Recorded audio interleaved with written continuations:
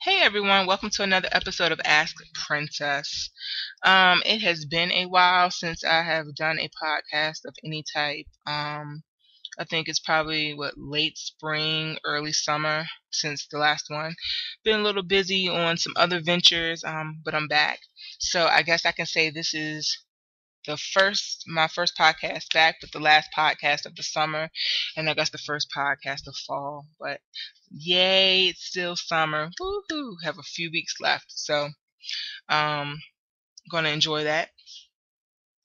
So I didn't know which topic I really wanted to do first. Kind of inspired by a conversation that I had the other day um, with some nutrition classmates of mine. And, with so many topics, so many things going on in the world, like we have the presidential election coming up, so we have all these conventions. I decided I wasn't going to go that route at all today, in a sense, but I am going to pull a key piece, but I'm going to kind of tweak it a little bit for community effort. My topic for today is health in Black America, and I'm going to be speaking from a professional as well as a personal standpoint. Give you some ideas, some concepts, something to think about. And right now, healthcare is one of the big issues that is going on right now in the political debates. I mean, from what we're going to do with Medicaid and Medicare and what's going on in the private insurance sector. All of that pretty much are big ticket items as far as trying to gain or lose or discredit political voting. So I decided I wanted to do a little bit of healthcare, but I wanted to do it more on a community level. Health in Black America is the topic. Now, with this, I actually had to write it down. Usually I kind of freestyle it and flow it, but I had so much information. I wanted to make sure that I can get it all out clearly and that I didn't kind of ramble. I just kind of want to hit the high points and move on. Now, when it comes to healthcare overall, as a culture, as a society, it's only so much you can really do. You can vote on who you want to put in office. Hopefully they'll do what they're supposed to in regards to the ideology that they're delivering to you as far as what they're going to do with your health care. You hope they live up to it. But there's some things that you within your community, within your family, can do to help yourself with healthcare. And the first thing is you need to have a different attitude. Now, in the Black community, our attitude towards healthcare, towards seeing doctors, towards alternative medicine, food, exercise, doctors, is a little different than our white or Caucasian counterparts, or our Asian counterparts, Hispanic counterparts. We think of things a little bit differently when it comes to that realm. And some of it's passed down. It's just kind of just passed down from great grandma, great grandpa. It goes on and on and on with some of the ideology, the beliefs, lack of education. Sometimes it's a lack of interest. So really, I just want to kind of hit a few things just to kind of increase some awareness. Now, the main topics I'm going to hit is basically I'm going to do the attitude of certain topics, which include health and wellness, food, exercise, doctors, and alternative medicine. And I will go into a little more detail as to what exactly alternative medicine is when I get to that topic.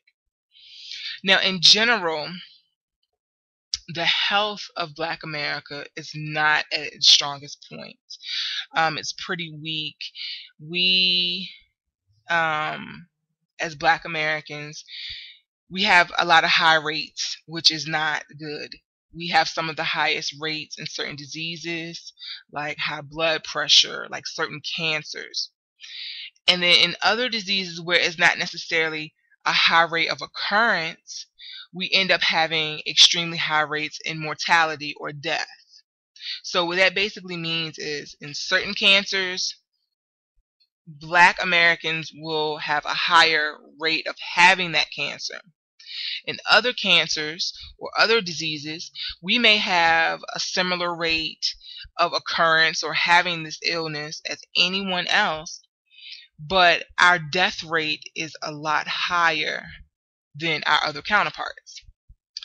Now, no matter what type of lifestyle you live, whether you eat strictly organic, or you're vegetarian, or you're vegan, or you exercise all day every day, nothing can 100% guarantee that you will never get cancer.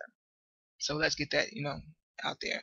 Nothing can 100% guarantee that you will never get high blood pressure, high cholesterol, have a heart attack, stroke, or anything like that, because there's other factors besides, like genetics.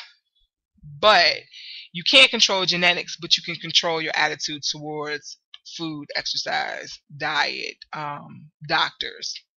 And that's what we're going to focus on today.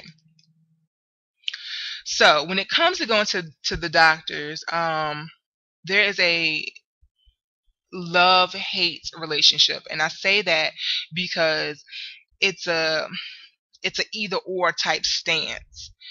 You either have, you don't go to the doctor, or the doctor knows everything type stance.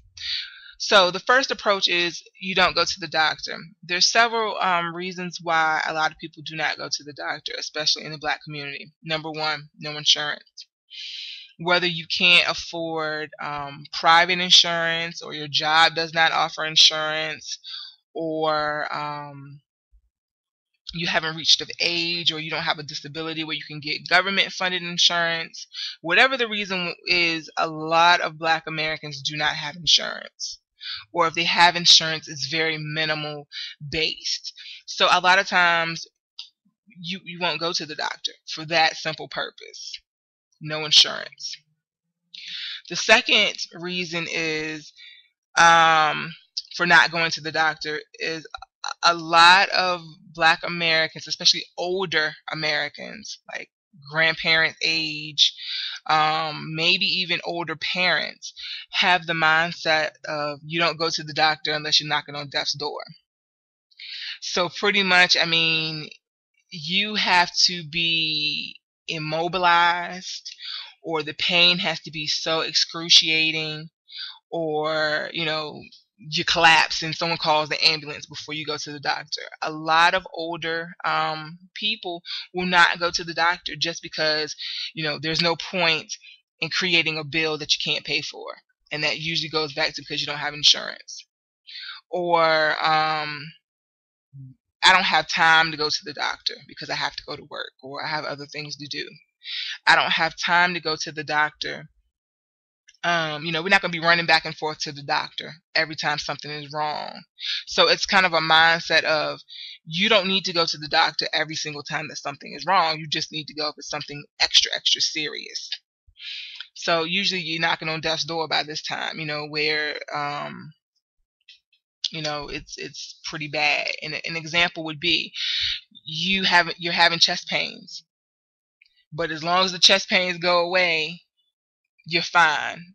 Now that people know you can readily know that you can take aspirin. Oh, my chest hurt, let me pop aspirin, and you keep it moving. You're not thinking this is early warning signs of a heart attack, because not all heart attacks just pop up on you that day. Sometimes it gives you warning signs a couple of weeks ahead of time that, hey, my heart is not functioning properly. Or if you're someone who never has headaches, now all of a sudden you have headaches. Oh, I'm just stressed out. Instead of going to the doctor and checking, it could be an aneurysm, it could be a tumor, it could literally just be a stress headache, but you don't know. So as long as you're still functional, you're not worried about going to the doctor. The third reason a lot of people do not go to the doctor is because, and this kind of ties back to the no insurance, a lot of people use the emergency room as short-term emergency care. And what I mean by short-term emergency care, there are a lot of clinics and places that are set up to do in and out service. You go in with a broken arm, They stitch it, they cast you up, send you on your way. You go in, you need stitches, they stitch you up, send you on your way. It's in and out. And at these places, they can do pretty much anything that a hospital does, but anything too serious, they will forward you or recommend or refer or actually transport you to the actual hospital. But they can do a lot of things that the hospital does. You know, they can give you EKGs, they can bandage you up, they can give you medicine, they can do all of that right in and out. And so a lot, these places are sprouting up and they do take insurance. But if you don't have insurance, you have to pay for your entire visit before you leave. So if you go in and you have x-rays done and you have medication and all that kind of stuff, you're looking to spend anywhere between $200 to $300, and you have to pay that before you're able to leave. So a lot of people can't afford that. Also, you do have a lot of free clinics, but sometimes they're overly crowded or they only take people at certain times, especially if you're a new patient. So that brings on the inconvenience level. It's convenient as far as the pockets, but it's not convenient as far as the time. So a lot of times when people get sick and they don't have insurance or they don't have the time to go to the doctor, they will actually go sit in the emergency room. Now, when you go to the emergency room, if you're in there for a sore throat, you will not be seen before somebody with a broken arm, or you will not be seen for somebody who's bleeding.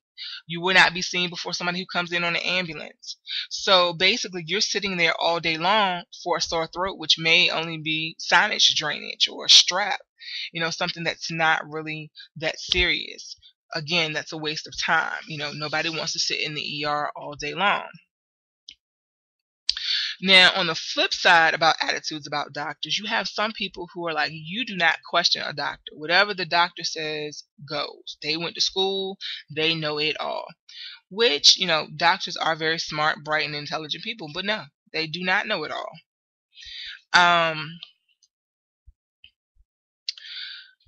You have varying scenarios. Sometimes, a lot of diseases may have similar symptoms, and you may be just, misdiagnosed. So the doctor prescribes medicine, the doctor tells you this is what you have, and you go home and you don't feel any better, and somebody suggests something different. Oh, you don't know what you're talking about, because why? You're not the doctor. The doctor said, but the doctor could be wrong. Some people, they'll go home and they'll get medication, and they'll take it for a few days and they still feel bad and they won't call the doctor back, and that can kind of go both ways. That can go because, well, the doctor gave me this medicine, the doctor said this is what's going on, so I should be better. I'm not going to question the doctor. It just takes time for this medicine to kick in. Or it could be, I don't have time to keep running back and forth to the doctor. So you just kind of let it go and you just do what you need to do. And another key point when it comes to the doctor knowing everything, you can have something like cholesterol, high cholesterol. There are like 5 or 6 different medications for high cholesterol on the market that is readily used. Just because the doctor gives you one particular medication does not mean that is the medication for you. This medication may not agree with you. You may need to be prescribed another. Or the dosage may not be right. You may need another dosage. But a lot of times, people are like, well, the doctor gave me this. I don't care how I feel. The doctor said I should be all right. This is what the doctor gave me, and I'm okay. Some people refuse to question the doctor. They refuse to get second opinions. They refuse to challenge a diagnosis because they feel that the doctor knows it all. And that's really not the case. A healthy relationship with your doctor should include being able to ask the doctor questions, feeling comfortable with calling the doctor and saying, hey, I've been on this medicine for 3 days, I don't feel well, or hey, I've been taking this particular medicine and I feel worse, or I'm getting these side effects. You need to be able to have dialogue with your doctor in your doctor's office, and you need to feel comfortable being able to challenge or even getting a second opinion, especially if they're telling you something life-threatening like you have cancer. thank you, I appreciate your diagnosis, but I would like a second opinion, just to make sure. Doctors are human beings like anyone else, and they do make mistakes. Now, another aspect of attitude that you will find is the food dynamic.